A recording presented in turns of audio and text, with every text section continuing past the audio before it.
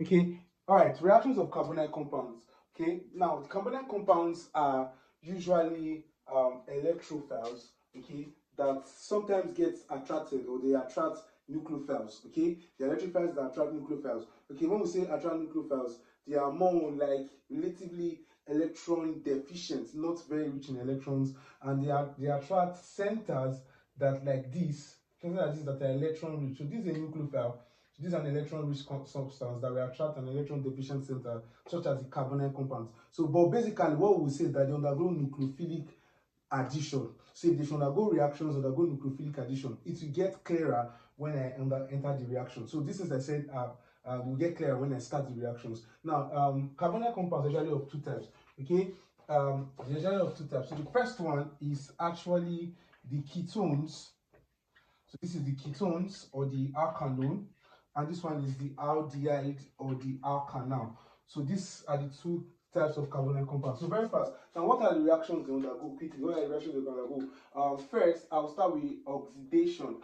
Okay, as every other contemporary lesson we always do it, oxidation. So oxidation of carbonyl compounds. Okay, if you have an alkanal, if you have an alkanal or an aldehyde, for convention, I will call it RCHO.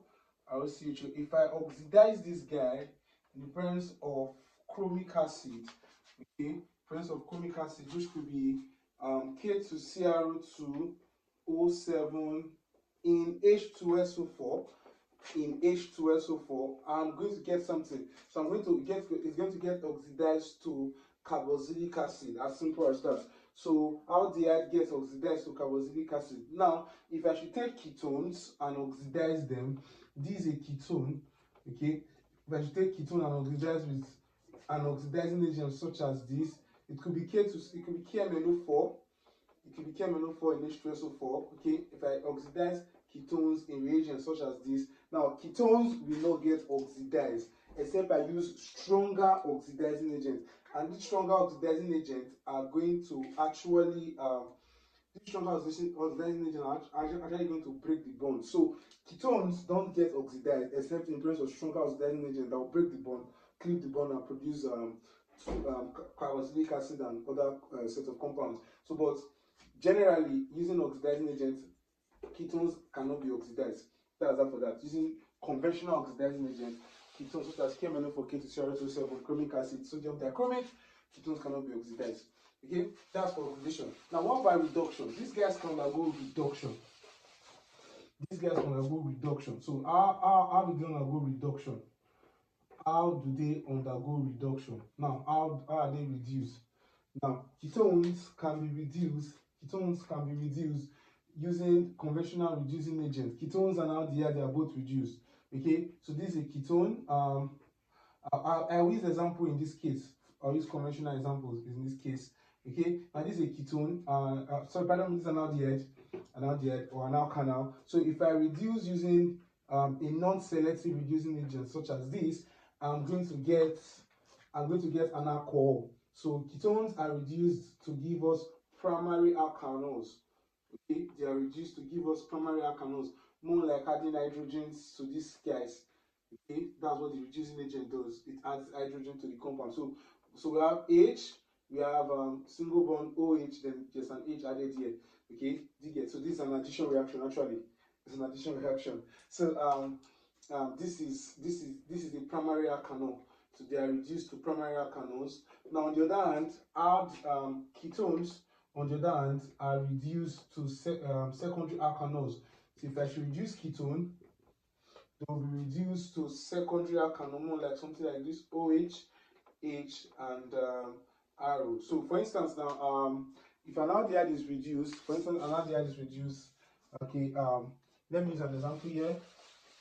Now we know ketones and aldehyde. If an aldehyde, let's say ethanol is reduced, ethanol, that's acetaldehyde. Ethanol is acetaldehyde, is reduced ethanol. So if an ethanol is reduced using LiAlH4, so the product I'm trying to tell you is going to be ethanol, CH2OH, a primary alkanol. But on the other hand, if a ketone is reduced, such as this propanone, if this guy is reduced, I'm going to get a secondary alkanol on the other hand.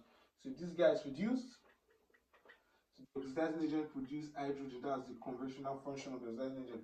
So if this guy is reduced, I'm going to get CH3, OH, I'm going to have CH3. So this is a secondary alkanol. Okay, it is secondary alkanol. So this is propanol, that's 2-propanol. Propanol or 2-propanol, and this is 2-propanol. Okay, this is 2-propanol, secondary alkanol. So that's for their reduction. Now, it's as simple as that. I'll try to be very fast in this video. The third type of reaction they can undergo is addition reaction. I'll stay more with addition reaction. And I'll try to be fast there. So the third reaction I'm going to quickly look at is addition. Okay, since I'm still talking about reduction, I would like to talk about this special type of reduction. Okay, I would like to just talk about it. This special reduction. This reduction is Wolf-Kishner's reduction and Clemenson's reduction. Wolf-Kishner's reduction and Clemenson's reduction. So Wolf-Kishner's reduction, how does it look like? So for Wolf-Kishner's reduction, I have something like Wolf-Kishner. So I have a ketone. So first of all, what do the reduction do? What are these reductions all about? Now I will explain. Now, Wolf-Kishner reduction says if a carbonyl compound such as alkanals or alkanol, let me take one simplest ketone group. Okay, if it is reduced using hydrazine, NH2, diamine is hydrazine. Using hydrazine in an alkali, if you reduce a ketone, you are going to get an alkane. So unlike getting before, if you reduce ketones normally or alkanol, you're going to get secondary alkanol. But now if you use Wolf-Kishner's reagent, you are going to get an alkane. So how does this reaction basically look like? It's like removing oxygen and replacing it with 2 hydrogen. As simple as that. So what happens is that you are going to get CH3C.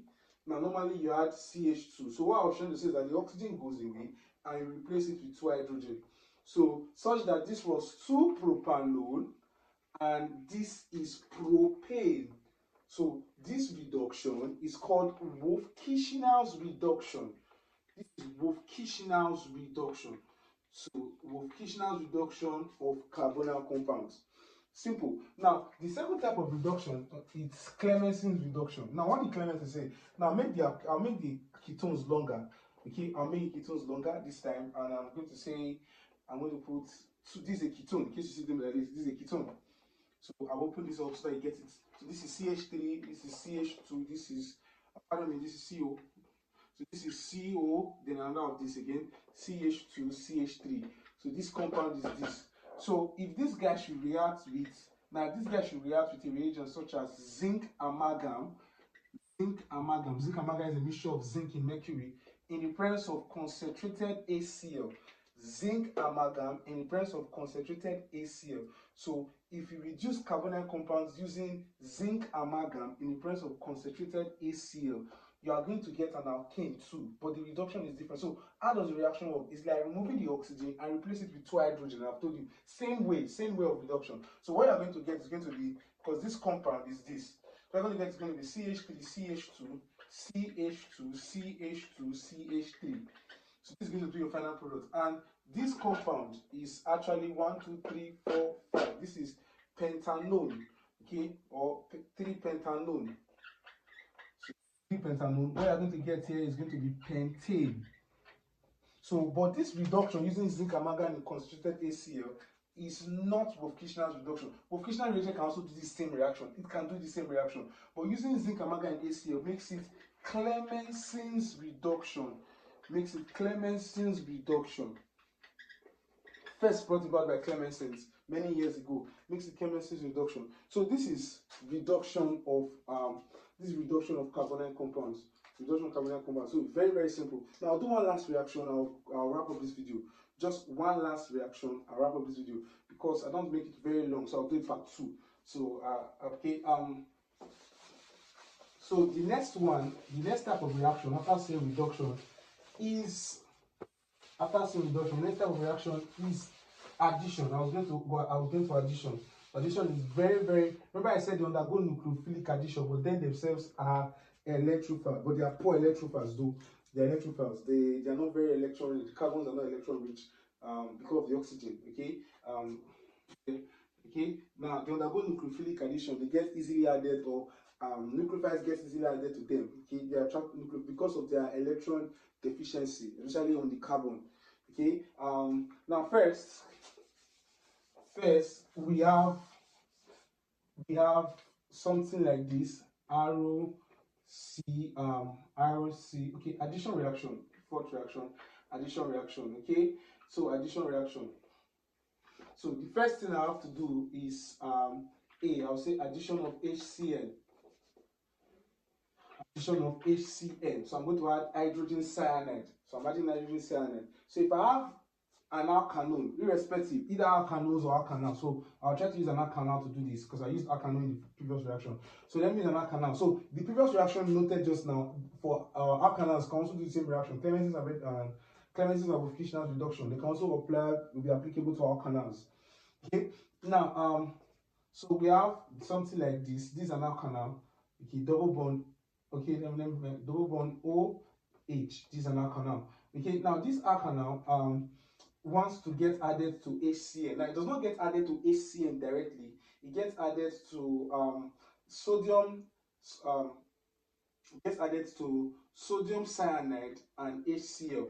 So the HCl is prepared in situ. So as the HCl is prepared, it reacts because of the weak nature of this acid. So as it is prepared, it reacts. So the HCl, so these two mixture gives us HCl. It can be KCl also and HCl. So when alright, so carbonyl carbon behaves like these are the behave.